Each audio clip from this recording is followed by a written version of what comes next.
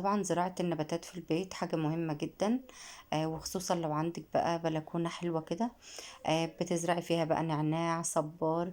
طبعا ده المكان اللي ببدأ احط فيه الحاجات وهي صغيرة، ولما بتكبر يعني الصبارة دي وهي صغيرة، لما كبرت شوية انا بدأت اجيب اي حاجة عندك بلاستيك قديمة منتش عايزاها، بتحط فيها شوية رملة كده او ردمة، وبعد كده بقى بنحط فيها بقى الزرعة بتاعتنا، فبتكبر معانا وبيبقى شكلها حلو جدا. احنا زرع نعناع وصبار، وكمان ورد. يعني هوريكم بقى الورد بقى لما مش يطلع هتعرف كده تطلع هيبقى كبير شكله عامل زي ازاي.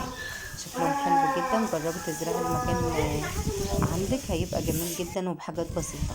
يعني الصبار ده جايباه صغير قوي، وبيعمل بقى شتلات كتير، يعني بتاخدي منه كذا واحدة تزرعيهم تاني.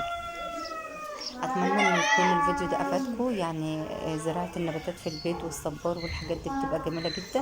واشوفكم ان شاء الله في فيديوهات تانية. مش هتعرف اللي اول تطلع مرة كبير يشوف زي قناتي، انا رحمة من قناة اسرار الطبخ مع رحمة.